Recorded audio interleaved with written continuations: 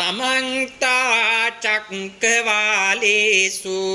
अत्रा गच्छन्तु देवता सद्दम्मं मुनिराजस्य सुनन्तु संगमुक्तं ධම්මස්සවන කාලෝ අයං බදන්තා ධම්මස්සවන කාලෝ අයං බදන්තා ධම්මස්සවන කාලෝ අයං බදන්තා නමෝ තස්ස භගවතු අරහතු සම්මා සංබුද්දස්ස නමෝ තස්ස භගවතු අරහතු සම්මා සංබුද්දස්ස නමෝ තස්ස භගවතු අරහතු සම්මා සංබුද්දස්ස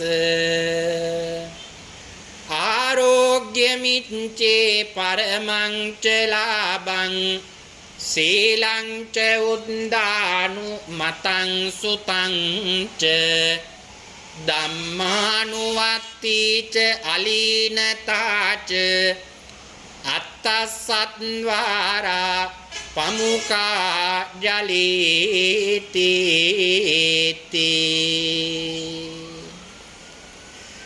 ශ්‍රද්ධා බුද්ධ සම්පන්න වාසනාවන්ත ගුණගරුක සදහැවත් කාරුණික පින්නතුනි පින්වත් සෑම සියලු දෙනාම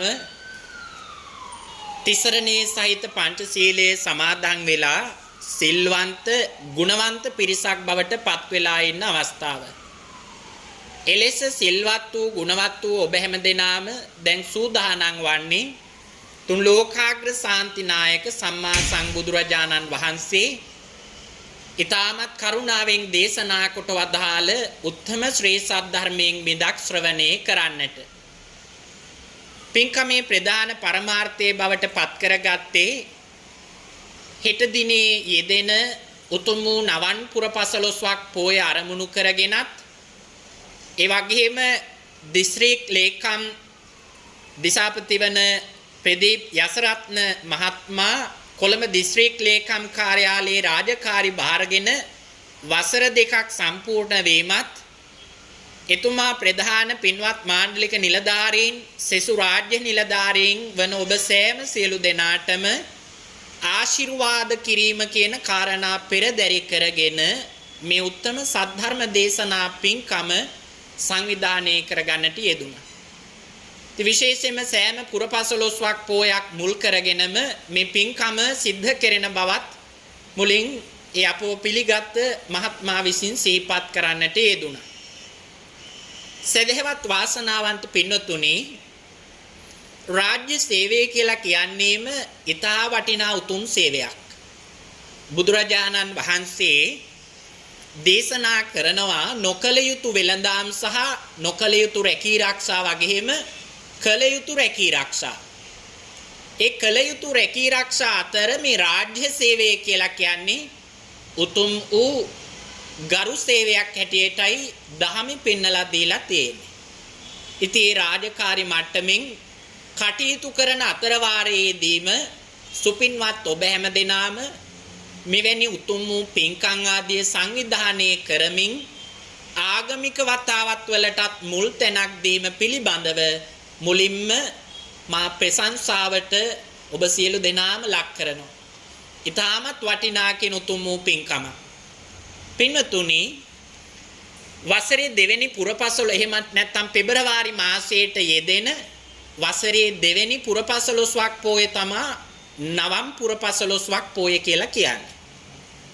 මේ නවම් කියන වචනය තුල තියෙන්නේ අලුත් නැවුම් කියන අදහස. අලුත් එහෙමත් නැත්නම් නැවුම් කියන අදහස මේ නවම් කියන වචනය තුල අර්ථ විවරණය වෙන්නේ.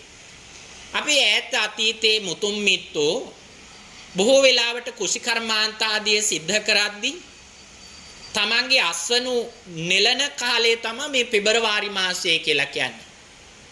මේ පෙබරවාරි මාසයේ තමන්ගේ අස්වැන්න නෙළුවට පස්සේ එහෙම නැත්නම් අස්වැන්න ලබා ගත්තට පස්සේ ඒ අලුත් කොටස ඒ නැවුම් කොටස මුල් කරගෙන ඒ මුල්ම කොටසෙන් පුද පූජාදිය පවත්වපු ආමිස පූජා පවත්වපු කාලයේ හැටියටත් මේ පෙබරවාරි මාසයේ එහෙම නැත්නම් නවන් මාසය හඳුන්වනවා. එතකොට අතීතයේ ජනපෙරන්නන් විශ්වාස කළා මේ නැවුම් මස්වනු නෙලන කාලය තමයි නවන් මාසය. මේ විදිහට තමයි මේ නම හැදුනා කියලා විශ්වාස කෙරේ. එතකොට දැන් මේ වසර ආරම්භ කරලත් මහා කාලයක් නැහැ. තාම මාසයයි මේ දෙවෙනි මාසය. එතකොට තාමත් ඔබේ හදවත් තුල තියෙන්නේ නැවුම් සිතුවිලි, නැවුම් බලාපොරොත්තු තාම වසරේ මුල්ම කාලය නිසා. ඒ වගේම පැත්තකින් අපි කාටත් මහා व्यसनකාරී කාලවකවානුවක්, අපි කාටත් පීඩාකාරී කාලවකවානුවක් තාමත් මේ උවදුරු මේ ලෝකයෙන් පහ වෙලා ගිහිල්ලා නැහැ. අපි අපේ ආරක්ෂාවත් සලසාගෙන නැවුම් සිතුවිලිත් ගොඩනගාගෙන ක්‍රියා කරන කාලයක් බවට පත් වෙලා. ඒ වගේම පින්නතුනි ඔබ මේ වසර ආරම්භ කළේ මේ රාජකාරී ස්ථානයේට මේ වසරේ මුලින්ම ආවේ එකිනෙකාට ඔබ විසින්ම සුබ ප්‍රාර්ථනාවන් එක් කරමින්. මුණ ගැසුණු සෑම කෙනෙක්ටම සුබ නව වසරක් වේවා, සුබ අලුත් අවුරුද්දක් වේවා, මේ වගේ විවිධාකාර වශයෙන් සුබ ප්‍රාර්ථනා ඔබ විසින් එකතු කරන්නට යෙදුණා. ඒ ප්‍රාර්ථනාත් පින්නතුනි නැවුම් සිතුවිලිමයි. එහෙම නැවුම් සිතුවිලි වලින් පටන් ගත්ත ආරම්භ කරපු ඔබ මේ කාලය ගත කරගෙන යන්නේ. පින්නතුනි ප්‍රාර්ථනා මොනතරම් ඔබේ ජීවිතයට එකතු වුණාද? කී දෙනෙක් නම් ඔබට දුරකථන මාර්ගයෙන් වේවා, එහෙම නැත්නම් මුහුණට මුණ ගැසිලා වේවා, විවිධාකාර වශයෙන් ඔබේ ජීවිතයට සුබ ප්‍රාර්ථනා කළා. එහෙම සුබ ප්‍රාර්ථනා ඔබ විසිනුත් අනෙක් ඇත්තන්ට ඔබේ මුවින් ප්‍රකාශ කළා. සුබ නව වසරක් වේවා, සුබ අලුත් අවුරුද්දක් වේවා කියන මේ ප්‍රාර්ථනාව. ඒ වගේම දවස ආරම්භ කරනකොටත් උදෑසන කාලයේදීම ඔබට මුණ ගැහෙන හැමෝටම සුබ උදෑසනක් වේවා, දවස සුබ වේවා කියන ප්‍රාර්ථනා එකතු කරගෙන ඔබ දවස ආරම්භ කරන්නේ. සමහර වෙලාවට රාජකාරී නිමා වෙලා නැවතත් නිවසට යනකොට සුබ සැන්දෑවක් වේවා, තෙරුවන් සරණයි කියන විවිධ ප්‍රාර්ථනාවන් එකතු කරලා තමයි ඔබ මෙතනින් පිටත් වෙලා යන්නේ. මෙහෙම පින්නතුනි ප්‍රාර්ථනාවකට පුළුවන් ද අපේ ජීවිතේ වෙනස් කරන්න? ප්‍රාර්ථනාව හොඳ දෙයක්. ප්‍රාර්ථනාව තව කෙනෙක්ට සලසා දිය යුතු දෙයක් සහ ඒක අවංකවම හදවතින් කළ යුතු දෙයක්මයි. හැබැයි පින්නතුනි කෙනෙක් වසර සුබ වේවා, කෙනෙක් ඔබට නව වසරක් වේවා කියලා ප්‍රාර්ථනා කළ පමණින්, දවස සුබ වේවා කියලා ප්‍රාර්ථනා කළ පමණින් කිසිදු ආකාරයකින් පින්නතුනි කෙනෙක්ගේ ජීවිතයක් සුබ කරන්නට පුළුවන් කමක් නැහැ. එතකොට කෙනෙක්ට හිතෙන්න පුළුවන් එහෙනම් මේවා බොරු වැඩද? අපි එහෙම වචන නිකන් මේ නිස්කාරණේ කියලා දාන එකක්ද? එහෙම හිතෙන්නට පුළුවන්. පින්නතුනි නෑ. ඒ සුබ ප්‍රාර්ථනාවන් යහපත් දේවල්මයි. ඒවා හැඟීමෙන් හදවතින් කරන ප්‍රාර්ථනාවන් නම් ඒවා ඉතාමත් වටිනා කියන ප්‍රාර්ථනාවක්. හැබැයි පින්නතුනි ඔබ ඔබේ ජීවිතේ සුවපත් කරගන්න, ඔබ ඔබේ ජීවිතේ සුබ කරගන්නට, ඔබේ ජීවිතේ වාසනාවන්ත කරගන්නට වෙහෙස මහන්සි විය යුතුමයි. ප්‍රාර්ථනාවකට එය කිසි ලෙසකින්වත් කරන්නට පුළුවන් දෙයක් නෙමෙයි. ඔබ අයහපතත් එක්ක ජීවත් වෙනවා නම්, අකුසලයට එක්ක ජීවත් වෙනවා නම්, ජීවිතේ පාපයටම නැඹුරු වෙලා නම් අර ප්‍රාර්ථනා එකක්වත් ඔබේ ජීවිතයට යහපතගෙන දෙන ප්‍රාර්ථනා නෙමෙයි. ඔබේ ක්‍රියාකාරකම් හොඳ මට්ටමේ පවතින්නේ නැත්තම්, ඔබ යහපත් ජීවිතයක් ගත කරන්නේ නැත්තම් පින්නතුනි අර ප්‍රාර්ථනා එකක්වත් අපිට වැඩක් නැහැ. අපේ ජීවිතේ අපි උත්සාහවන්ත වෙන්නට ඕනේ, උත්සුක වෙන්නට ඕනේ, අපි කැපකිරීම කරන්නට ඕනේ අපේ ජීවිතේ සුබ කරගන්නට. පින්නතුනි මේ සුබ කියන වචනේ ගත්තාම බුදුරජාණන් වහන්සේ වැඩ ඉන්න කාලෙත් සුභාසුභවාදයේ පිළිබඳ විවිධ තර්ක විතර්ක තිබුණා. මිනිස්සු විශ්වාස කරනවා මේ සුබේ කියලා කියන්නේ, යහපත කියලා කියන්නේ තමන්ගේ ඇහැට දකින්න, කනට ඇහෙන, ඇඟට දැනෙන දේවල් පාදක වෙලා තමයි සුභභාවයේ ගොඩ නැගෙන්නේ කියලා. සමහර වෙලාවට දැන් ඔබත් මේ අතීතයේ තිබුණු මිත්‍යා මත බුදුහාමුදුරුවෝ මේවා වැරදි මත හැටියට පෙන්නලා දුන්නේ. ඒ මත විශ්වාස කරගෙන ඔබත් අදටත් ජීවත් වෙනව වෙන්න පුළුවන්. උදෑසනම දැක්කේ කවුද? අනේ අද දවසම හරිනේ. මම දැකපු පුද්ගලයා හරිම මුස්පේන්තු කෙනෙක්. එයා හොඳ කෙනෙක් නෙමෙයි. මේ වගේ දේවල් අපේ ජීවිතේ ගොඩනගාගෙන තියෙනවනේ. උදෑසන දකින්න පුද්ගලයා අනුව තමයි දවස සුබ වෙන්නේ කියලා සමහර අයතු විශ්වාස කරනවා. බුදුහාරුවන්ගේ කාලෙත් මේ වගේ ප්‍රශ්න තිබුණා. දකින්න රූපය අනුව සුභාසුභවාදයේ තීරණය කළා. මේව දකින්න ඇස මුල් කරගෙන දැකීම සම්බන්ධයෙන් සුභාසුභවාදයේ තීරණය කිරීම දිට්ඨ මංගලික කියන පිරිසට අයත් වුණා. ඒ පිරිස හැඳින්වුවේ දිට්ඨ මංගලික පිරිස හැටියට. දකින්න දේ සුභයි අසුභයි කියලා විශ්වාස කරපු ඇත්තෝ. තව පිරිසක් ඉන්නවා පින්වතුනි දකින්න දේ නෙමෙයි. කනට ඇහෙන ශබ්ද අනුව සුභාසුභවාදයේ තීරණය කරන. කනට ඇහෙන ශබ්ද අනුව. දැන් අදටත් බලන්නකෝ සමහර වෙලාවට ගෙදරින් පිටත් වෙනකොට ඔබේ නිවසේ බිත්තියක ඉන්න හුණෙක් කෑ ගැහුවොත් ඔබ ගමන පිටත් වෙන්නට හදනකොටම ඔබ සුබ කටයුත්තක් කියලා යම්කිසි කාරණාවක් සිද්ධ කරන්නට යනකොටම හුණෙක් කෑ ගැහුවොත් ඔබ හිතනවා කරන්නට කියපු දෙයට බාධාවක්. එහෙම විශ්වාස මිනිස්සු තුළ ගොඩ නැගිලා තියෙනවා. මේ කටයුතු මේ විශ්වාස මේ වැරදි මතාවේ අද ඊයේ මේ බුදුහාමුදුරෝ ජීවමාන වැඩ ඉන්න කාලේ මේ වගේ ප්‍රශ්න තිබුණා. එතකොට පින්වතුනි මේ විදිහට කනට ඇහෙන ශබ්ද පාදක වෙලා සුභාසුභවාදයේ තීරණය කිරීම එහෙම පිරිස් බුදුහාමුදුරන්ගේ කාලේ හැඳින්නුවේ සුත මංගලික හැටියට. කනට ඇහෙන දේ තමයි මංගල කියලා විශ්වාස කළේ. තව පිරිසක් ඉන්නවා පින්වතුනි ওই දෙකම බැහැර කළා. ඇහැට දකින්න දේවත් කනට ඇහෙන දේවත් නෙමෙයි මංගල කියලා කියන්නේ. ඇඟට දැනෙන දේ තමයි මංගල. ඇඟට දැනෙන දේ තමයි සුභය සහ අසුභය වශයෙන් විශ්වාසය ගොඩනගා ගත්තේ. අදටත් බලන්නකෝ සමහර වෙලාවට බැරි වෙලාවත් බිත්තියේ ගමන් කරන හුණෙක් වහලේ ගමන් කරන හුණෙක් ඒ සත්වයාට සමබරතාවය පවත්වා ගන්නට බැරුව ඔබේ ඇඟට වැටුණා. ඔබ මොකද කරන්නේ? ඔබේ නිවසේ කොහේ හරි අලවලා තියෙන ලිතක් ගාවට ගිහිල්ලා බලන්නේම සූණන් ඇඟ වැටීමේ පලාපල පිළිබඳ. මිනිස්සු විශ්වාස ගොඩනගාගෙන තියෙනවා දකුණු පැත්තට වැටුනොත් මෙහෙමයි වම් පැත්තට වැටුනොත් මෙහෙමයි ඇඟ පුරාම දිව්වොත් දීර්ඝායසයි මේ වගේ. ශනික මරණ අංශභාග විවිධ දේවල් මිනිස්සු විශ්වාස ගොඩනගාගෙන ජීවත් වෙනවා. එතකොට අර හුණා නැමැති සත්වයාට සමබරතාවයේ නැති එක අපි විශ්වාස ගොඩනගා ගන්නවා අපේ අභාග්‍යයක් හෝ අපේ භාග්‍යයක් හැටියට. ඉතින් මේ විදිහට මිනිස්සු විශ්වාස කළා ඇඟට දැනෙන දේ තමයි මංගල. සුභාසුභවාදයේ විශ්වාස කළා. එහෙම පිරිස් අතීතයේ බුදුහාඳුරන්ගේ කාලේ ඒ පිරිස හඳුන්වා ගත්තේ මුත මංගලික හැටියට. දැන් කොටස් තුනක් ඉන්නවා. දිට්ඨ මංගලික, සුත මංගලික සහ මුත මංගලික. පින්නතුනි මේ විදිහට ප්‍රශ්නය ಭಾರತೀಯ සමාජයේ පුරාම පැතිරිලා ගියා. ඇත්තටම මොකද්ද මංගල කියලා කියන්නේ?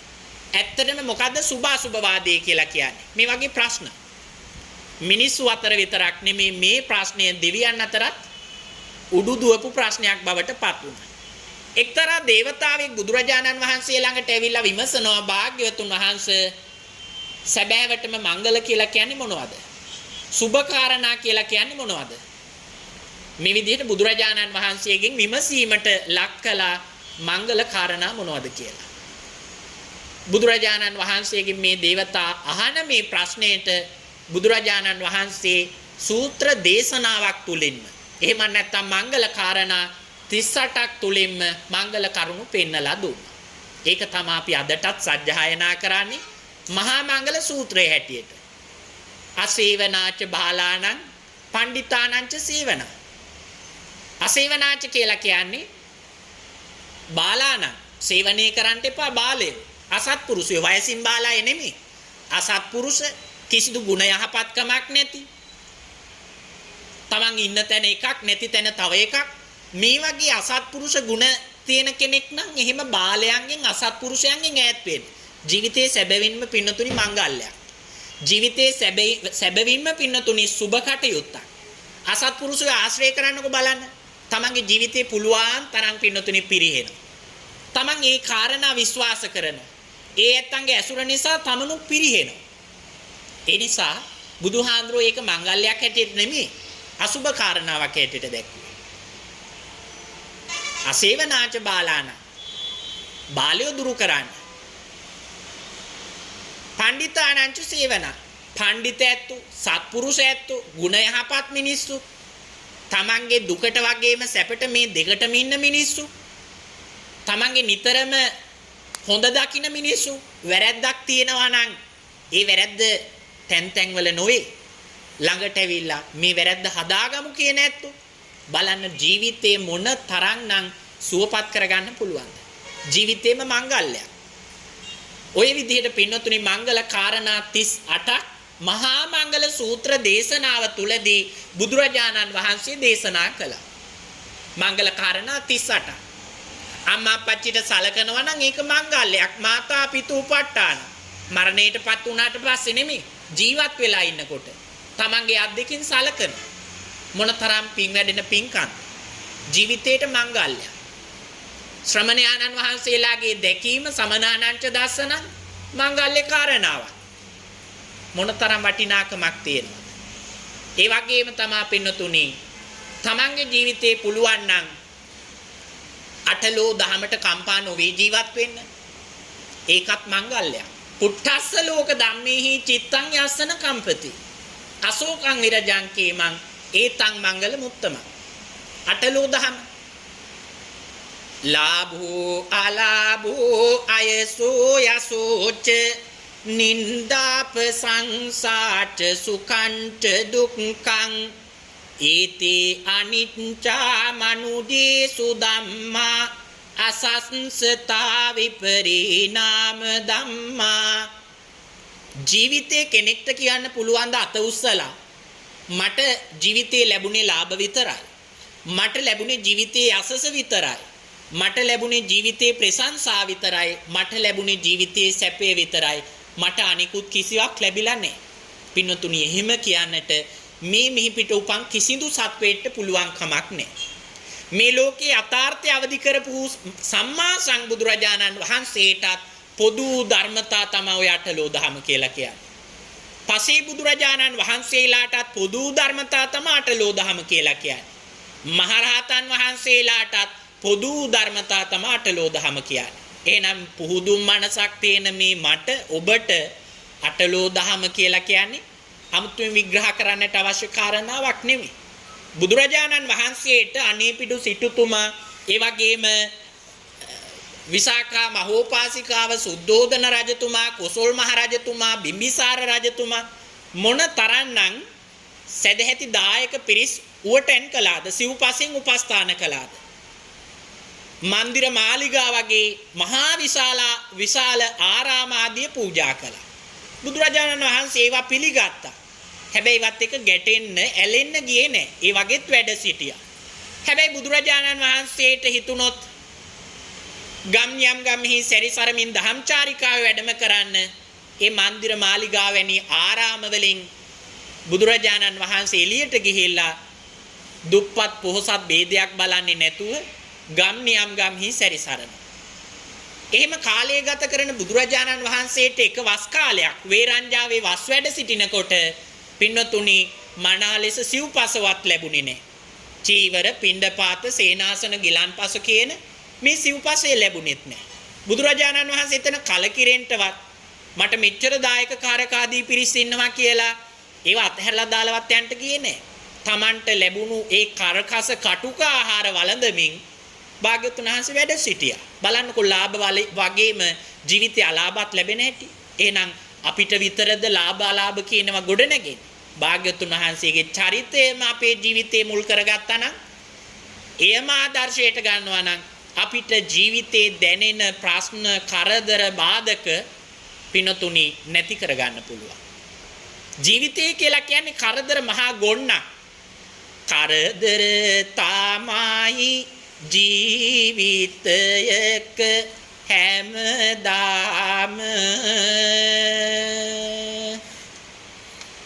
මරණය තමයි ටික ටිකවත් ලංවීම පින පාමනයි තරමකවත් සෑහීම නිවන තමයි අප කාටත් සැනසීම බලන්නකො මේ කවිය ඕන තරම් කුඩා කාලේ ඔබේ කටින් කියලා ඇතිනේ කරදර බාධක තමයි ජීවිතේ ගොඩක් තියෙන්නේ එහෙනම් මේ කරදර බාධක එනවා කියලා ජීවිතේ කලකිරෙන්නටවත් ජීවිතේ අතහැරලා දාන්නටවත් එහෙම නැත්නම් ජීවිතේ විනාශ කරගන්නට ඕනේ කියලා හිතන්නටවත් නෙමෙයි ඒවා එනකොට අපි ඒවට නොසැලී ජීවත් වෙනවා ඒ කරදර බාධක වලට නොසැලී ජීවිතය පවත්වාගෙන යනවා නම් පින්නතුනි ඒකම තමයි ඔබේ මිනිසත් ජීවිතේ වටිනාකම මිනිසත් ජීවිතය අවබෝධ කරගත්ත තැනැත්තෙක් ඔබ මේ මිනිසත් ජීවිතේ ලබන්නට පින්නතුනි අපි සංසාරේ අනේක විද දැවැන්ත කුසල කර්ම කරලා තියෙනවා ඒක අපිට දැනෙන්නේ නැහනේ ඔබ හිතන්න එපා මෙතන මේ මිනිස්සු වෙලා අපි ජීවත් වුණේ එහෙම නැත්නම් උපත ලැබුවේ නිකන් ලැබිච්ච දෙයක් කියලා සංසාර ගමන තුල අනේක විද පින්කම් කරපු නිසා කුසල කර්ම කරපු නිසා අපිට උතුම් වූ මිනිසත් ජීවිතයක් ලැබුණා. දුර්ලභෝ ලෝකේ manussත්ත්ව භාව. මේ ලෝකේ දුර්ලභ මිනිසත් ජීවිතයක් ලැබුණා. කොහොමද අපි ඒක හොයලා බලන්නේ? මේ පරිසරය දිහා බලනකොට අපා දෙපා සිව්පා බහුපා කියන ඕන තරම් සත්වයෝ ජීවත් වෙනවා. එහෙම සත්ව ලෝකයක මිනිස්සු මෙතන ඉන්න බණහන පිරිස ගණන් කරන්න පුළුවන්. මේ මහලේ ඉන්න පිරිස ගණන් කරන්න පුළුවන්. මේ මහල් සියල්ලේම ඉන්න මිනිස්සු ගණන් කරන්න පුළුවන්. මේ කොළඹ දිස්ත්‍රික්කයේම ඉන්න මිනිස්සු ගණන් කරන්න පුළුවන්. සංඛ්‍යා ලේඛන වශයෙන් ඔබට ගණන් දල වශයෙන් හරි එකතු කරගන්න පුළුවන්. මිනිස්සු එක කූඹි ගුලක කූඹි කොච්චර ජීවත් වෙනවද? ඔබ කුඩා කාලේ ඉගෙන ගත්ත අතින් ඔහොම ගසනකොට අපේ ඇසට පෙනෙන්නේ නැති කෝටි ප්‍රකෝටි ගණන් සුද්‍ර ජීවි මේ ඔක්කොම ප්‍රාණීන්නේ. එහෙම සත්ව ලෝකයක මිනිසත් ජීවිතයක් ලබන්න මම පින් කරා. මේවා ගැන හිතන්න.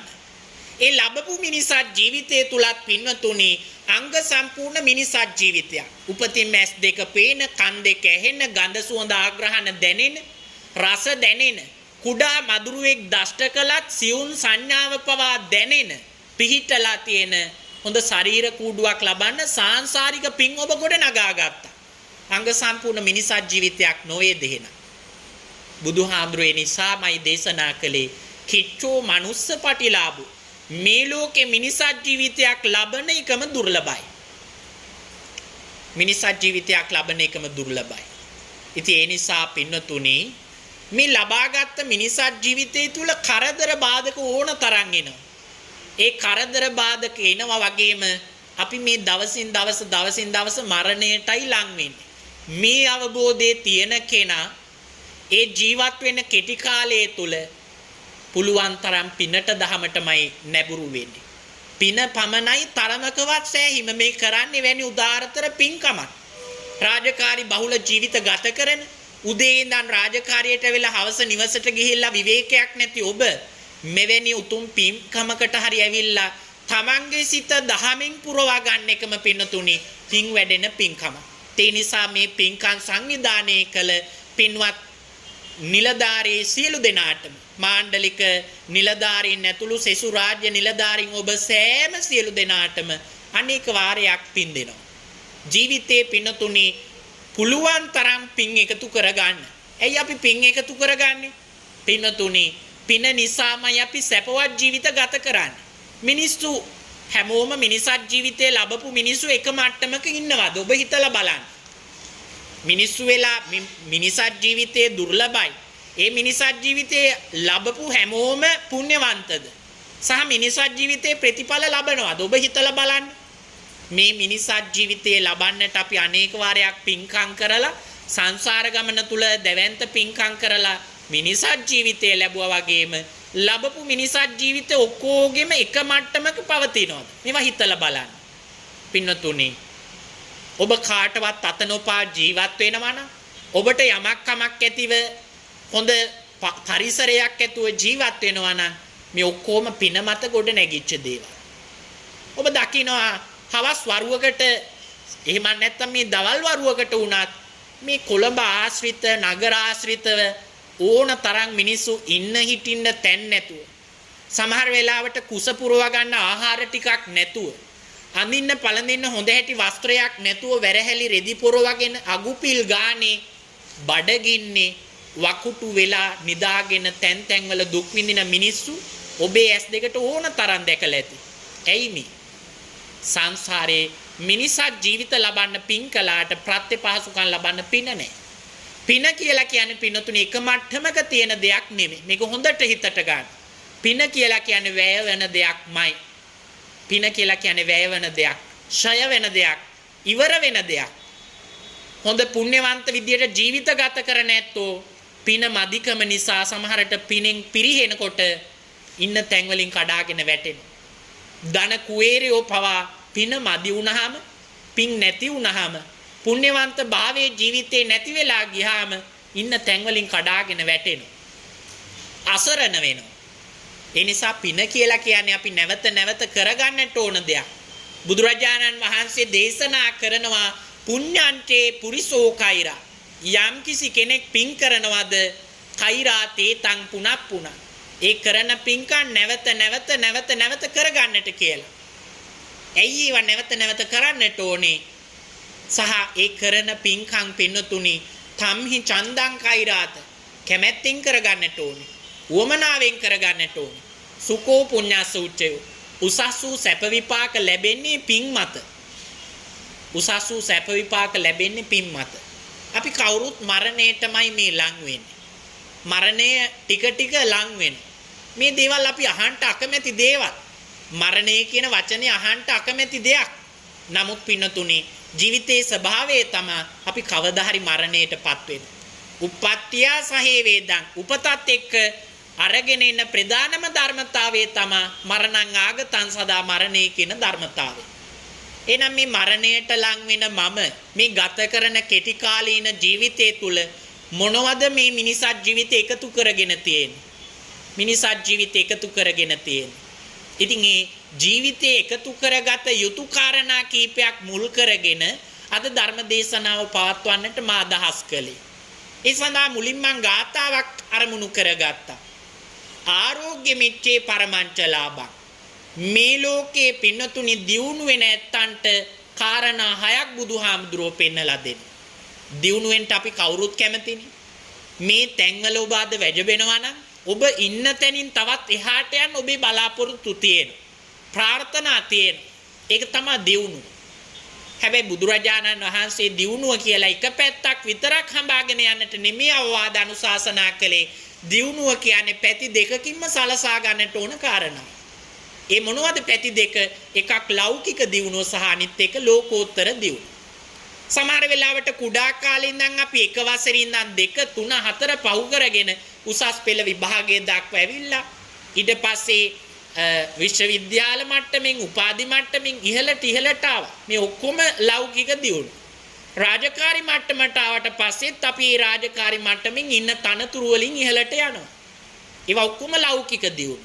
ඒ දියුණුව එපා කියලා බුදුහාමුදුරුවෝ බැහැර කළේ නැහැ. අනිවාර්යෙන් පුද්ගලයෙක් විදිහට මිනිසත් ජීවිතයක් ලැබපු කෙනෙක් නම් ඒ දියුණුව සලසා ගත යුතුමයි.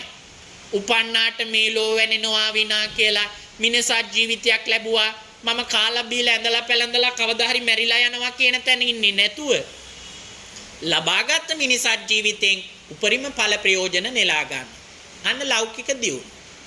ඒත් එක්කම පින්නතුනි ලෝකෝත්තර දියුණුව මේ ඔබ අද සිද්ධ කරන්නේම ඔබේ ලෞකික දියුණුව වගේම ලෝකෝත්තර දියුණුවටත් හේතුපාදක වෙන උත්තම පින්කම. තමන් ප්‍රතිපත්ති ගරුකව ජීවත් වෙනවා නම් ප්‍රතිපත්ති පූජාව ජීවිතේ ගොඩනගා ගන්නවා නම් ආමිස පූජාදී ජීවිතේ ගොඩනගා ගන්නවා නම් මේ මල් පහන් සුවඳ දුම් පූජා කරලා බුදුරජාණන් වහන්සේට ආමිස පුද පූජාදී පැවැත්තුවා. සා ඔබ උදේ හවා නිවස තුල වේවා පොයක් දවසකට වේවා පන්සලකට ගොඩ වෙලා හෝ වේවා ඔබට කරන්නට පුළුවන් ආමිස පුද පූජාදී මේ ඔක්කොම ලෝකෝත්තර පැත්තට බරක් කාරණා. ඉතින් පින්නතුනි බුදුරජාණන් වහන්සේ මේ දියුණු දෙකම ජීවිතයේ සලසා ගන්නටයි අවවාද අනුශාසනා කළේ. බුදුරජාණන් වහන්සේගේ කාලේ හිටිය අත්තසද්වාර කියලා බමුණෙක්. අත්තසද්වාර කියලා බමුණෙක්. මේ බමුණා දැන් මේ බමුණා කියලා කියන්නේ මේතොර බෞද්ධෙක් නොවන වගේ ඔබට දැන් පැහැදිලි. බමුණු සමාජයේ ඇත්තෝනේ බ්‍රාහ්මණ සමාජයේ.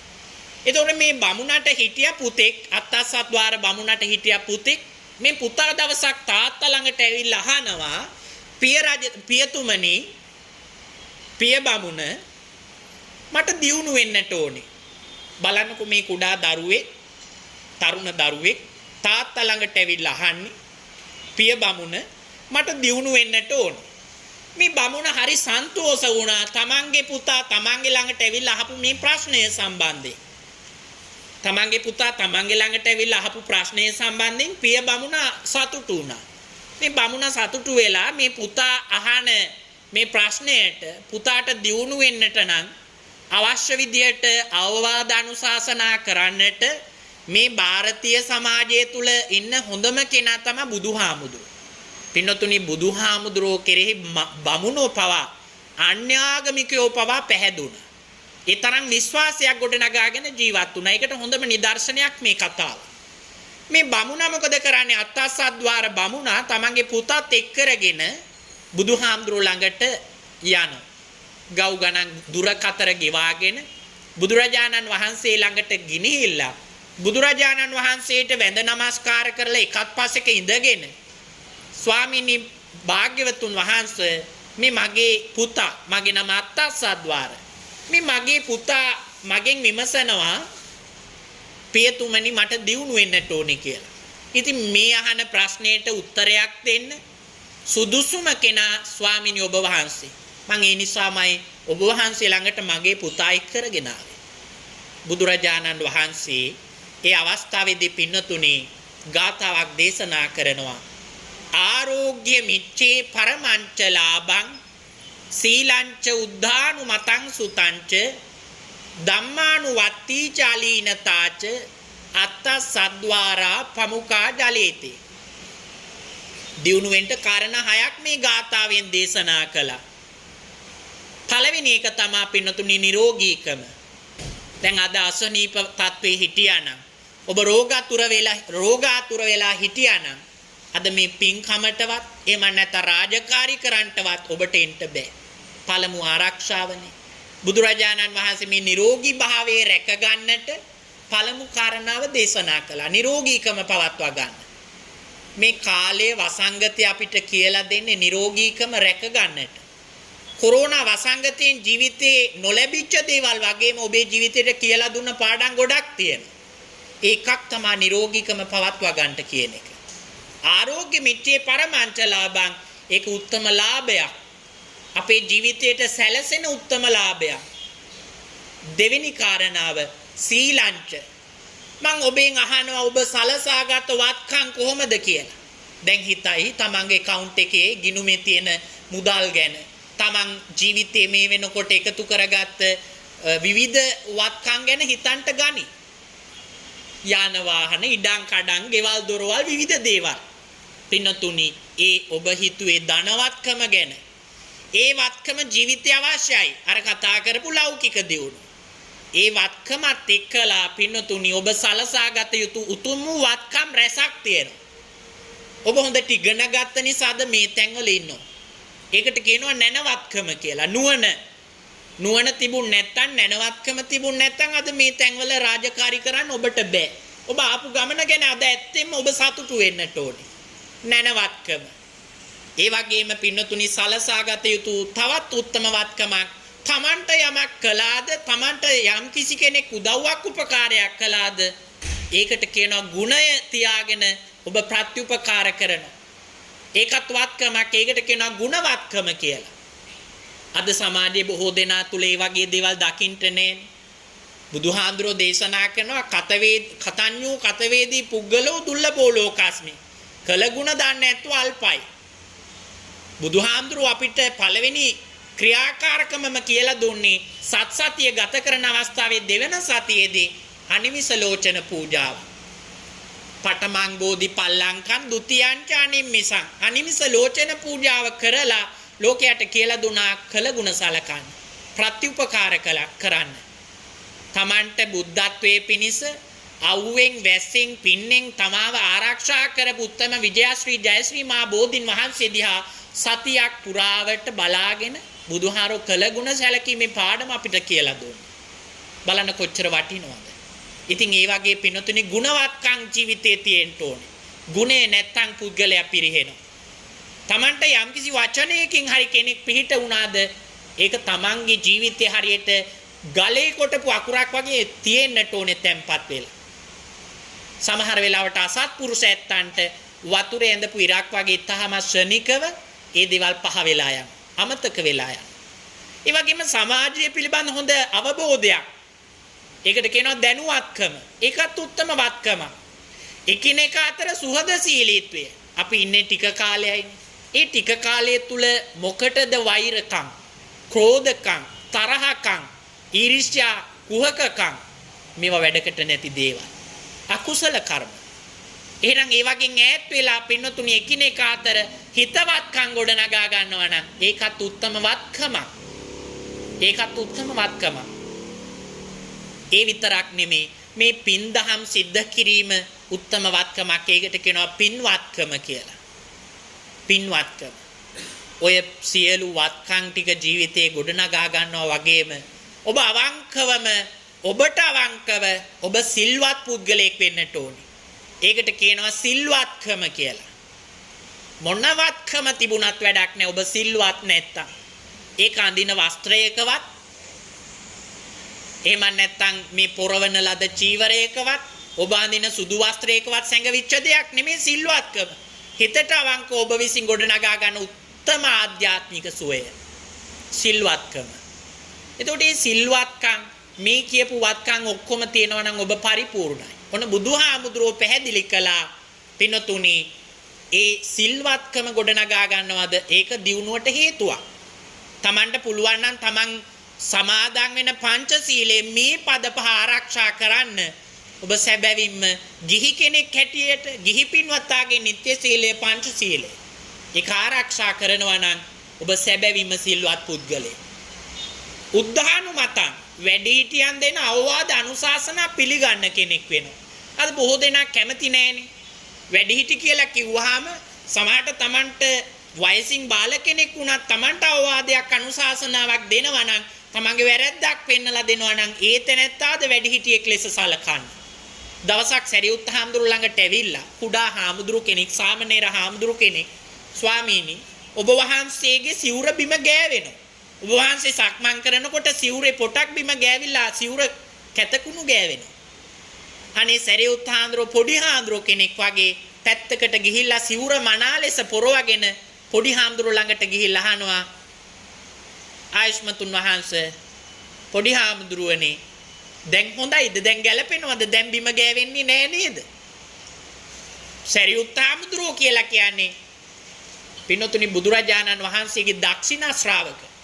නවන් පුර 15ක් පොයේ දවස විශේෂයි බුදුහාමුදුරුවෝ සුදුස්සාට ගැලපෙන පුද්ගලයාට තැනක් ලබා දිය යුතු පුද්ගලයාට තනතුරු ප්‍රදානය කරපු දවස. නවන් පොය.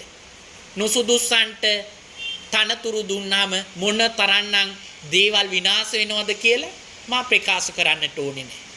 සුදුසු පුද්ගලයාට සුදුසු තනතුරු දෙනකොට මොනතරම් දියුණුවටපත් වෙනවද කියලාත් ඔබට අමුතුවෙන් කියන්නට අවශ්‍ය නැහැ. බුදුරජාණන් වහන්සේ සුදුසු තැනැත්තා බලලා සුදුසු තැනැත්තන්ට තනතුරු ප්‍රදානය කළා. ඒ වගේ උත්තම පෝයක් හෙට දවස. ඒ පෝය මුල් කරගෙනයි ඔබ මේ පින්කම කළේ. ඉතින් ඒ අතින් බුදුරජාණන් වහන්සේ සරියුත් මුගලන් දෙනම වහන්සේට මහරහතන් වහන්සේලාට අගතනතුරු ප්‍රදානය කරපු උත්තම පොය දවසක්. බුදුහාඳුරන්ටත් හරි ගැටුම් ඇති වුණා. චන්න කියලා කියන්නේ Tamanට ගිහි කාලේ සිද්ධාර්ථ කුමාර කාලයේදී සතර පෙර නිමිති පැහැදිලි කරලා දුන්න එහෙට මෙහෙට පස්සෙන් ඉඳපු පුද්ගලයා නැමැති චන්න නැමැති. චන්න නැමැති බුදුහාඳුරන්ට පස්සේ චෝදනා එල්ල කළා. පස්සේ ආපු අය ලොකු කරගත්තා මට තනතුරක් දුන්නේ නැහැ. චන්න තෙරුන් වහන්සේ පැවිදි වුණානේ බුදුහාමරෝ කිඹුල් වතට වැඩම කළාට පස්සේ චන්න ඇමති පැවිදි වුණා. බුදුහාමුදුරන්ට චෝදනා නගනවා පස්සේ ආපු අය ලොකු කරගත්ත මට තනතුරු දුන්නේ. ඔය කවුරුත් එන්න කලින් මම තමයි ඒ කාලේ එක් කරගෙන ගියේ හැමතැනම බුදුහාරවන්ට චෝදනා නැගුවා. මහතෙරුන් වහන්සේලාට බැන්න ආක්‍රෝෂ පරිභව කළා. බුදුහාඳුර අවස්ථා කීපයක්ම ගෙන්නගත්ත ඡන්න. ඔබ මේ මහතෙරුන් වහන්සේලාට මට බනිනවා කියන්නේ නැත්තද? බුදුහාර ළඟට යන කෙනෙක් බොරු කියන්නේ නැහැ. එසේ ස්වාමීනි මම බැන්න. ඇයි ඡන්න මෙහෙම බනින්නේ?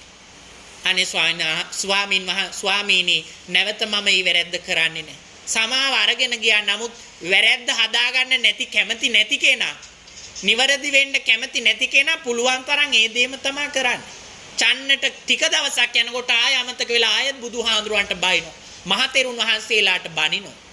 ඉතින් ඒ වගේ චෝදනා ආවා. ඒතර බලන්න දැන් මුලින් මම කතා කළා අටලෝ දහම්. බුදුහාරෝ එක තැනකදීවත් සැලුනේ නැහැ. බුදුරජාණන් වහන්සේ ළඟට චින්චි මානවිකාව ධර්මිටි බැඳගෙන ඇවිල්ලා අපහාස කළා. ආක්‍රෝෂ පරිබ්‍රාජකයා වගේ භාරද්වාජ වගේ අය ඇවිල්ලා බුදුහාරන්ට මහා කැත විදිහට බැන්නා. ඒ වගේම සුන්දරී පරිබ්‍රාජිකා වගේ අය මල් ගොඩාසේ හංගලා දාලා බුදුරජාණන් වහන්සේට අපහාස කළා. විවිධ චෝදනා නැගුවා. නමුත් මොන දේවල් කළත් බුදුහාමුදුරෝ සැලුනේ නැහැ. අටලෝ දහමට කම්පා නොවේ ජීවත් වෙන එක. ජීවිතය ඇති කරගන්න සැලෙන්නේ නැති පුද්ගලයෙක් වෙන්න. කොහමද? සේලෝ යතා ඒක ගනෝ වාතේනන සමීරති. ඒවං නින්දාප සංසාසුන සමිජ්ජන්ති පණ්ඩිතා. සතර දිසාවෙන් හමන හුළඟට කළුගල් පර්වතයක් හෙලවෙන්නේ නැහැ වගේ ඔබ දැවැන්ත ශක්තිමත් කළුගලක් වෙනවා නම් ඒක තමයි ඔබ අටලෝ දහමට කම්පා නොවී ජීවත් වෙනවා කියලා කියන්නේ. ඒ ගුණය ඇතිව ජීවත් වෙන්න. එතකොට ඔන්න උද්දානුමතං වැඩිහිටියන් දෙන අවවාද අනුශාසනා පිළිගන්න කෙනෙක් බවට පත් වෙනවා. උද්දානුමතං සුතංච ශ්‍රතවත් භාවයේ ඇසූපිරූ තැන් ඇති කෙනෙක් වෙනවා. නිකන් හිස් මිනිස්සෙක් නෙමෙයි. ඕනම දෙයක් දන්න ශේස්ත්‍රයේ නිපුණත්වයට පත්වෙච්ච කෙනෙක්. රාජ්‍ය සේවයේ විශේෂයෙන්ම තමන් කරන රාජකාරිය කුමක්ද? තමන්ගෙන් අන් අයට වෙන්න ඕනේ සේවය කුමක්ද? මම සැබවින්ම දක්ෂයෙක්ද? මම මගේ සේවය මනා ලෙස ඉටු කරනවද? මම ගන්න වැටුපට වේතනයට මම සාධාරණයක් ඉටු කරනවද? ඒ සියල්ල ඔබට බාරයි. බුදුහාරෝ සියල්ලම මේවා කතා කරපු කාරණා. තමන් ගන්න වැටුපට ණය නැති පුද්ගලයෙක් විදියට කටයුතු කරනවා. තමන් සමාජයේ පිළිබඳව, තමන්ගේ ශේත්‍රය පිළිබඳව, තමන්ගේ ආයතනය පිළිබඳව අවබෝධයෙන් ජීවත් වෙනවා. එකිනෙකාට ගරු කරනවා. මේ එකක්වත් පින්නතුනි නිකන් ලබා ගන්න පුළුවන් දේවල් නන් නෙමෙයි. අපි කැමතිනේ සත්කාර ලබන්න, ගරු බුහුමන් ලබන්න. ඒවා නිකන් ලැබෙන දේවල් නෙමෙයි. බුදුහාමුදුරෝ දේශනාව තුල පැහැදිලි කරන්නේ සක්කත්වා සක්කතෝ හෝති. අන් අයට සත්කාර කළොත් අපිට සත්කාර ලැබෙනවා. අපි අන් අයට සත්කාර කරන්නේ නැතුව සත්කාර ලබන්න බලාගෙන ඉන්න. කවදාවත් ලැබෙන්නේ. හොඳම දේ ඔබේ ගෙදර ඉන්න තිරිසංගත සත්වයා, සුරතල් සතා. ගෙදර වැඩියෙන්ම නගුට වඩාගෙන යන්නේ ආදරය කරන පුද්ගලයා ළඟට. ඔබ සමහරට කන්න බොන්න ටික හරියට දෙනවා නම් ගෙදර යනකොටම අනේ වලිගේ වනවන ඔබේ ගෙදර ඇති කරන සුරතලා ඔබේ පස්සේ එනවා. මේ වගේ අත්දැකීම් ඔබට ඇති. සත්කාර කළොත් සත්කාර ලැබෙනවා. ගරු හෝති සගාරෝ ගරු කළොත් Tamanට ගරු බුහුමන් ලැබෙනවා. අන් අය වර්ණනය කරන්නේ නැතු අන් අයට නිନ୍ଦා අපහාස කරනකොට Tamanට කවදාවත් ගරු බුහුමන් ලැබෙන්නේ නැහැ. වන්න කිත්තිබතෝ හෝති අන් අය වර්ණනයට ලක් කරනවා නම් අන් අයගේ හොඳ දැකලා කතා කරනවා නම් ඔබටත් ඒවා ප්‍රතිවිපාක වශයෙන් ජීවිතේ ලැබෙනවා. මේවා පින්නතුනි කොච්චර වටින දේවල්ද. ඉතින් ඇසූපිරූ තැන් ඇති කෙනෙක් බවට පත් වෙනවා නම් ජීවිතේ හොඳ දියුණුවක් සලසා ගන්නට පුළුවන්. සුතංච ධම්මානුවත්තීච දෙහැමි බව පවත්වා ගන්න. බොහෝ දෙනාගේ ජීවිත දෙහැමි නේ, අදැහැමි. කරන තරමක් පව්කම්, අකුසල, පාපයට මුල් තැන ජීවිත පින්නතුනි පිරිහෙනවා. අපි මරණයට ලං වෙනවා නම් ජීවත් වෙන්නේ කෙටි කාලය නම් ඒ කෙටි කාලය තුල පුළුවන් තරම් පින් දහම් ගොඩනගාගෙන දෙහැමි කෙනෙක් වෙන්න. තමන් කරන රාජ්‍ය සේවය තුල දෙහැමිව තමන්ගේ රාජ්‍ය සේවය පවත්වාගෙන යනවා නම් ඔබට අප්‍රමාණ පිනක් බුදුහාමුදුරුවෝ අගය කරපු කාරණා. ඉතින් මේ විදිහට ජීවිතය පවත්වා ගන්නට පුළුවන් නම් දෙහැමි ලෙස ජීවත් වෙන්න පුළුවන් නම් කොච්චර වටිනාකමක් තියෙනවද? ධම්මානුවත්තේච අවසාන කාරණේ අලීනතාච කම්මැලි වෙන්න එපා. අද රාජ්‍ය සේවයට බොහෝ දෙනා ගරහනවනේ. ඒවා මම පැහැදිලි කරනවට වඩා සමහර වෙලාවට රාජ්‍ය සේවයේ දැන් නම් වැඩක් නැහැ කියලා ඔබේ කටින් කියලා ඇති. මිනිස්සු කොච්චර අපිට බනිනවද? හැබැයි මිනිස්සු බැනපුවාවේ. ඔබ කරන දේ ඔබ තෘප්තිමත් නම් ඔබ කරන සේවය ගැන ඔබ සෑහීමකටපත් වෙනවා නම් මම උපරිම ශක්ති ප්‍රමාණය යොදලා මම මගේ රාජකාරිය ඉටු කරනවා. මම කාටවත් ණයක් නැහැ. මම කාටවත් බයක් නැහැ. ඒ තැන ඔබ ඉන්නවා නම් පින්නතුනි ඒක මොන තරම් වටිනාකමක්ද? ඔබ ක්‍රියාශීලී කෙනෙක් විදිහට කටයුතු කරනවා. කම්මැලිකමෙන් තොර වෙච්ච, අලසකමෙන් තොර වෙච්ච කෙනෙක් විදිහට ජීවත් වෙනවා. සැබවින්ම ඔබේ සේවය ගරු වෘත්තියක්මයි. ගරු සේවයක්මයි. ඉතින් මේ වගේ කරුණු කාරණා ජීවිතේ අවබෝධ කරගෙන යම් කිසි කෙනෙක් කටයුතු කරනවාද පින්වතුනි මොන තරම් ආශිර්වාදයක්ද? උත්තම නවන් පුරපසළොස්වක් පෝය නැවුම් සිතුවිලි රැගත් එහෙම නැත්නම් නැවුම් අදහස් තියෙන කාලවකවානුවක් ඔබේ බලාපොරොත්තු සියල්ලම මුදුන්පත් කරගන්නට හැකි වාසනාවන්ත කාලයක් උදා වේවා කියලා ප්‍රාර්ථනා කරනවා. අවසාන වශයෙන් ඔබට බුදුරජාණන් වහන්සේ මොන තරම් කරදර බාධකාවක් නොසැලී අටලෝ දහමට අකම්ප්‍ය ගුණයෙන් මුහුණ දුන්නා. ඔබේ ජීවිතේ කරදර බාධකේ විවිධ ප්‍රශ්න ගැටලුවේ ඒවට නොබියව මුහුණ දෙනවා නම් ඔබ සැබවින්ම සුබ කටයුත්තකට අත ගැහුවේ. බුදුරජාණන් වහන්සේ දේශනා කරපු පුට්ටස්ස ලෝක ධම්මේහි චිත්තං යස්සන කම්පති. අටලෝ දහමට කම්පා නොවි ජීවත් වෙනවා නම් ඒතං මංගලම උත්තමං. ඒක මංගල්‍යයක් සුබ කටයුත්තක්. අවසාන වතාවට මම කියන පාලි පාඨය හොඳට මතක තියාගන්න. මානිවත්තා භික්කම. මානිවත්තා භික්කම. නොනැවති ඉදිරියට. නොනැවති ඉදිරියට යන්න පුළුවන් පුද්ගලෙක් නම් ඔබ මිනිසත් ජීවිතේ අංග සම්පූර්ණ මිනිස්සෙක්. සංසාරයේ තාම කෙලවර කරපු අය නොවේ අපි කවුරු. මම තාම නිවන් දැකලත් නැහැ. ඔබ නිවන් දැකලත් නැහැ. එහෙනම් අපිට ගෙවන්න සසරක් තියෙනවනේ. අද මරණයටපත් වුණොත් මම නැවත ඉපදෙනවා. එහෙනම් ඒ ඉපදෙන තැන මනුස්ස ලෝකයක්ද, තිරිසංගත ලෝකයක්ද, പ്രേත ලෝකයක්ද කියන එක තීරණය කරන්නට වෙන කවුරුත් අවශ්‍ය නැහැ. ඒක ඔබටම බාරයි. ඒ ඉපදෙන්නට નિયમિત තැන හොඳ තැනක් කරගන්නට මේ මිනිසත් ජීවිතේ වැඩ කරන්න. නිවනට ලං වෙන්න. පුළුවන් තරම් පාරමී ගුණ දියුණු කරන්න. ඉතින් මේ උතුම් පොය මුල් කරගෙන පින්වත් ඔබ සෑම සියලු දෙනාම මේ සැන්දෑ කාලය තුල උත්තම පින්කමක් සිද්ධ කළා. මේ සිද්ධ කරගත්තා වූ සකල විද පුණ්‍ය සමුදායන් සියලු දෙනා දෑත් දෙක නළලේ තියාගෙන ආදරණීය අම්මට ආදරණීය අප්පච්චිට අනුමෝදන් කරන්න. ඔබේ පියතුමා නොවන්නට ඔබේ මව්තුමිය නොවන්නට අද ඔබ කොහෙද මෙහෙම බිම වාඩි වෙලා පින්කම් කරන්නේ? අද කොහොමද ඔබ මේ වගේ සේවයක් ලෝකයේ වෙනුවෙන් රට වෙනුවෙන් ඉටු කරන්නේ? ඔබේ ආදරණීය අම්මා තාත්තා ඔබට දුන්න මහා ශක්තිය, ඔබේ දයාබර මව්තුමිය ඔබට පොපු කිරි කඳුලේ ශක්තිය, ඔබේ තාත්තා දහදිය මේ පොළොට වගුරලා ඔබව ශක්තිමත් කරපු ශක්තියයි අද මේ බිම වාඩි වෙලා පින්කම් කරන්නේ. එහෙනම් අද මම මෙතන ඉන්නේ මගේ ආදරණීය අම්මට අප්පච්චිට පින් දෙන්න. දෑත් දෙක නළලේ තියාගෙන ආදරණීය අම්මගේ ආදරණීය අප්පච්චිගේ ගුණ මොහොතක් මෙහෙම සිහියට නගා ගනිමු. දස මාසය කුසේ හොවා මා බිහි කළ අම්මා සෙනෙහස මට ලබා දීලා මා රැකගත් අම්මා ලේ ධාතුව කිරට පෙරා මට පෙව් මාගේ අම්මා මෙතේ බුදුන් පාමුලදී නිවන් දකිම් අම්මා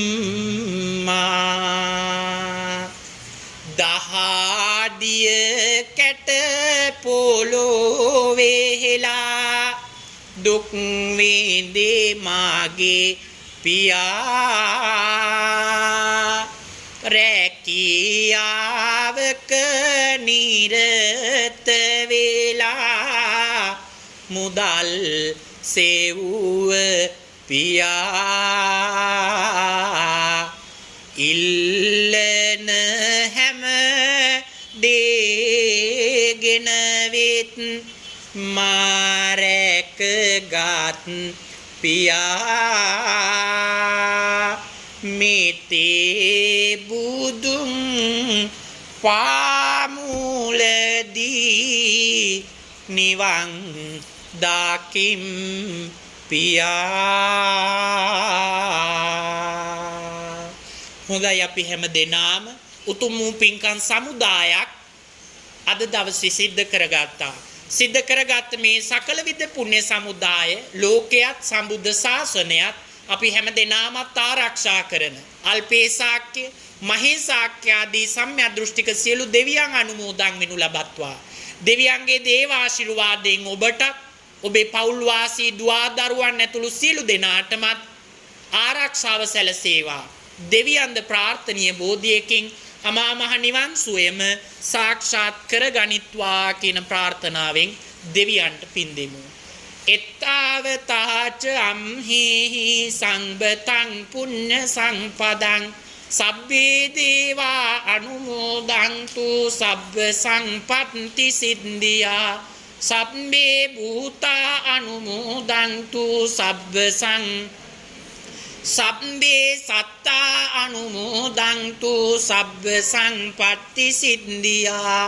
ඒ වගේම විශේෂයෙන්ම පින්වත් දිසාපතිතුමා ඇතුළු මාණ්ඩලික නිලධාරීන් සෙසු රාජ්‍ය නිලධාරීන් වන ඔබ සෑම සියලු දෙනාගේම නමින් මිය පරලොව ගිය සියලු ඥාතීන්ට ඒ වගේම ඔබේ නමින් කොතෙකුත් මිය පරලොව ගිය ඥාතීන් ඇති ඒ සියලු දෙනාටම මේ පින්පෙත් අනුමෝදන් වේවා.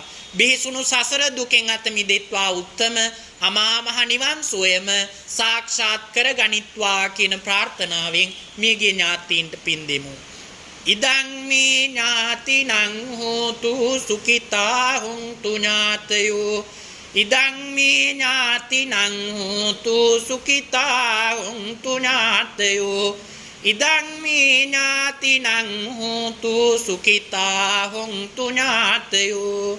අවසාන වශයෙන් අපි මේ රැස් කරගත් උදාාරතර පින්කම ආනුභාවයේ රත්නත්‍රි ආශිර්වාදයත් පින් අනුමෝදන් වූ දෙවියන්ගේ දේවාශිර්වාදයත් කරන කොටගෙන විශේෂයෙන්ම වසර දෙකක් අද මේ ආයතනයට සම්ප්‍රාප්ත වෙලා කාර්යාලේ රාජකාරී බාරගෙන කටයුතු කරන පින්වත් දිස්ත්‍රික් ලේකම්තුමා එහෙම නැත්නම් දිසාපති ප්‍රදීප් යසරත්න මහත්මයා ප්‍රධාන ඒ වගේම මාණ්ඩලික නිලධාරීන් සියලු දෙනාටමත් සෙසු රාජ්‍ය නිලධාරීන් සෑම සියලු දෙනාටමත් ගිණුම් අංශය අභ්‍යන්තර විගණනාංශය විමර්ශනාංශය පුපුරණ ද්‍රව්‍යාංශය සමාජ ආරක්ෂණාංශය භාෂා පරිවර්තන ඒකකයේ ග්‍රාම සංවර්ධන නිලධාරියාංශය ඇතුළු ඔබ සෑම සියලු දෙනාටමත් ඔබේ නිවැසියන්ට ආදරණීය දෙමාපියන්ට දුවා දරුවන්ට මුණුපුරු මිනිපිරියන් ඇතුළු සෑම සියලු දෙනාටම සෙතක් සාන්තියක් සැපතක් යහපතක් වේවා. නිදුක් නිරෝගී චිරජීවනය ආයුරාරෝග්‍ය ආදී සකල සම්පත්තිය මුදා වේවා. කායික සුවය ලැබේවා මානසික සුවය ලැබේවා. කරන කියන සිතන පතන සියලු කටයුතු සාර්ථක භාවයට පත් වේවා. මුළු රටේම ලෝකේම පවතින මේ වසංගත රෝග පීඩාවන් මේ මුළු ලෝකෙම තුරන් වෙලා මුළු මහත් ලෝකවාසී සියලු සත්වයන්ටම සුවසේ වාසය කරන්නටත් භාග්‍ය උදා වේවා. අවසන අපි හැමෝම බලාපොරොත්තු වෙන ජාතියක් ජරාවක් ව්‍යාධියක් මරණයක් නැති සදාකාලික සැප ඇති උත්තම අමා මහ නිර්වාණ අවබෝධයේ පිණිසම මේ පුණ්‍ය සමුදායන් හේතු වී පවතිවා කියන ප්‍රාර්ථනාවෙන් වන්දනා කරගමු ආශිර්වාද ලබන්නට. අභිවාදන සීලිස්ස නිච්ඡං වද්දාපචායිනෝ චත්තාරෝ ධම්මා වඩ්ඩಂತಿ ආයුවන්නෝ සුඛං බලං ආයුරාරෝග්‍ය සංපත්ති සග්ග සංපත්ති මේවච අතෝ නිබ්බාන සංපත්ති ඉමිනාතේ සමිඤ්ඤතු. සිළු දෙනාටම තෙරුවන් සරණයි.